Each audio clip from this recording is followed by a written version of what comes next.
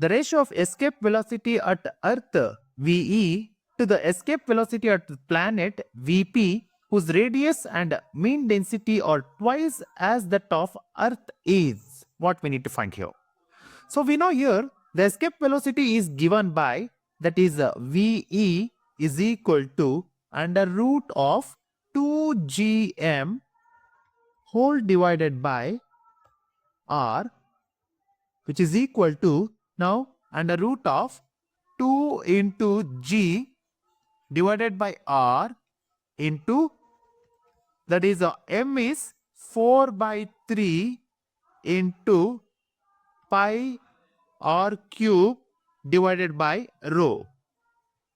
This implies we can say that the escape velocity of the Earth is directly proportional to the r into under root of rho.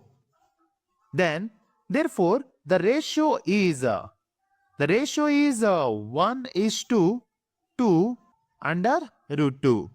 So option B is the right answer.